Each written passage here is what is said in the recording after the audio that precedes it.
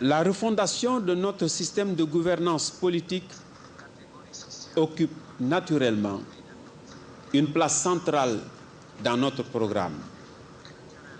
Avec la réduction du train de vie de l'État, l'assainissement des finances publiques, la suppression du Sénat,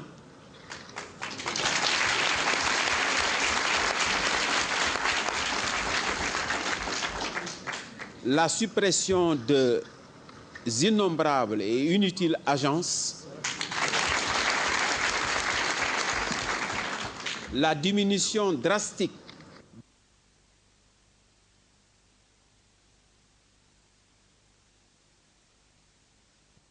pléthorique de la présidence de la République et de l'Assemblée nationale,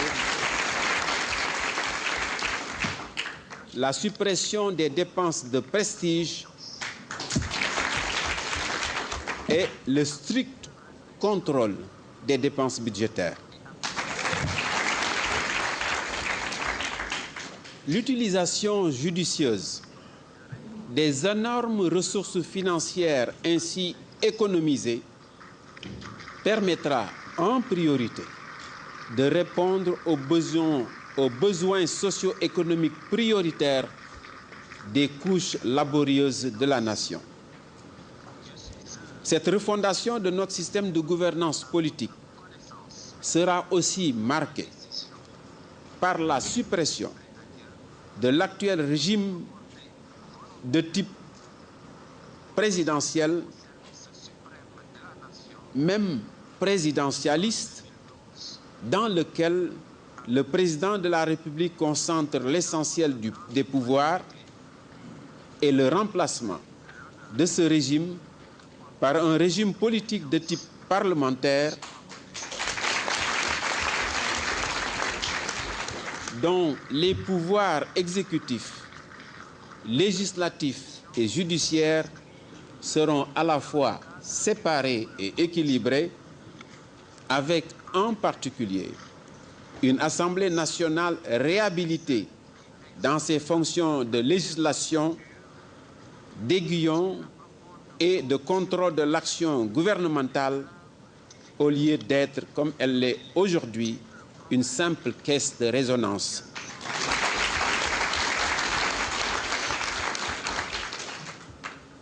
Cette réforme de notre système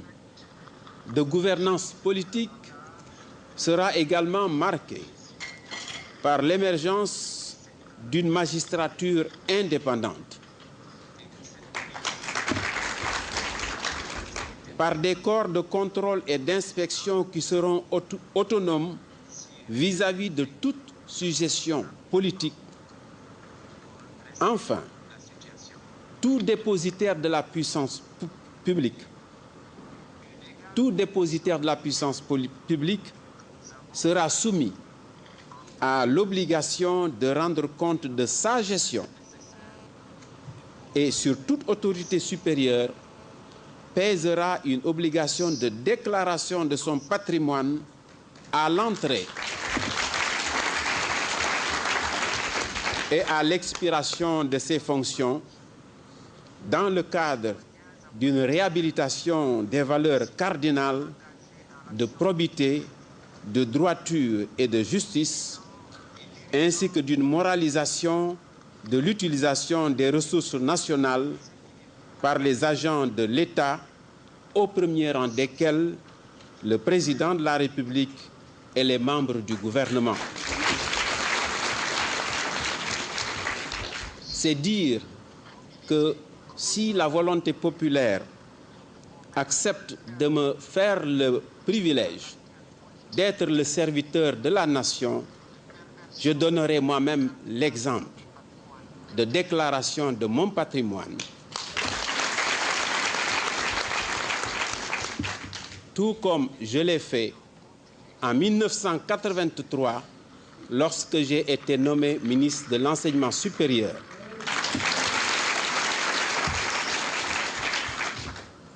Les indications que voilà et qui sont limitatives se veulent une illustration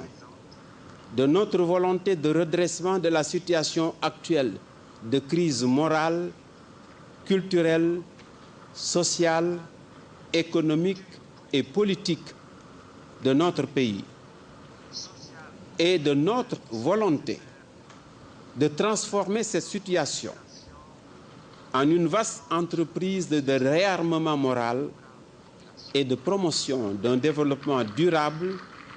fondé sur les priorités des aspirations de notre peuple. Ces indications sur mon programme seront, le moment venu, suivies et précisées par le programme détaillé de gouvernement que nous nous engageons à mettre en œuvre si les électeurs portent leur choix sur notre personne, et ce programme de gouvernement sera assorti de 111 propositions d'actions concrètes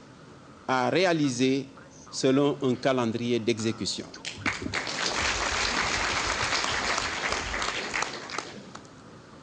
Avant de terminer, je voudrais rappeler qu'il est essentiel que la préparation et la tenue de l'élection présidentielle se déroulent dans un climat apaisé, dans la transparence et dans le respect des droits de tous et de chacun. Cela signifie, entre autres, le droit de tous les électeurs en âge de voter, notamment des jeunes gens et jeunes filles dont le nombre est évalué à plus de 1 300 000 et qui sont devenus majeurs, le droit de cette importante frange de la jeunesse de se voir délivrer les cartes d'identité et d'électeurs qui sont nécessaires pour leur inscription sur les listes électorales. Les autorités administratives ont le devoir de leur délivrer ces documents avec diligence et de faire procéder à leur inscription avec célérité. J'exhorte donc les citoyens et citoyennes concernés à exiger par tous les moyens à leur disposition, y compris par des manifestations et par des actes de sensibilisation, à ce que leurs droits conférés par la Constitution soient effectivement respectés.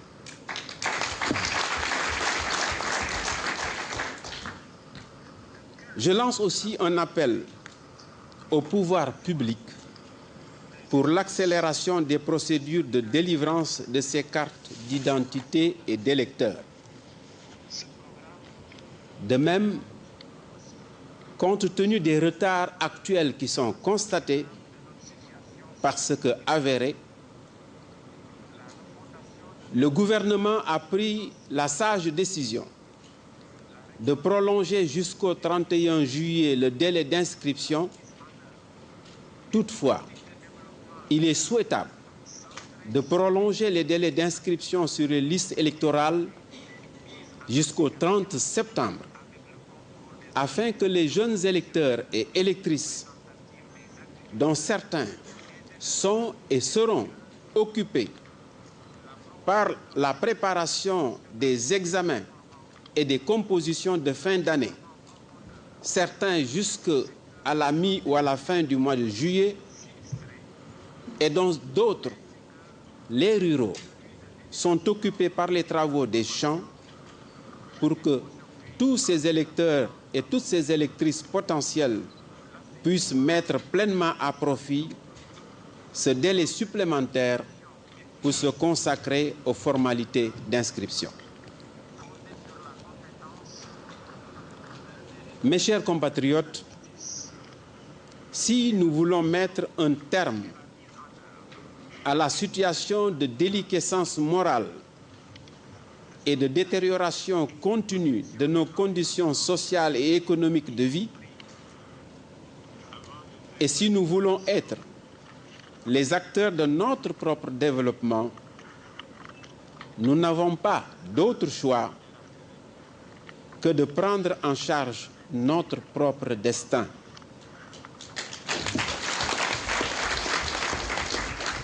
Cela veut dire nous lever comme un seul homme, nous organiser dans le cadre de structures simples mais efficaces, imposer notre volonté de redressement et implorer Dieu de nous assister à réaliser nos aspirations. C'est pourquoi, en terminant, je voudrais lancer un appel pressant à tous les patriotes qui partagent notre démarche et qui souhaitent se joindre à nous pour qu'ils s'inscrivent effectivement sur les listes électorales, qu'ils se concertent et s'organisent au niveau de chaque famille, au niveau de chaque quartier, au niveau de chaque ville, en cellules et comités de soutien de la présente candidature, étant entendu que la création et le fonctionnement de ces structures devront se faire dans un premier temps de manière autonome sur la base du volontariat et de l'engagement désintéressé. Je répète bien, un engagement désintéressé au service des seuls intérêts supérieurs de la nation. Vive le Sénégal, taxaw temm ci jubal, jubbanti ak naatal askan wi.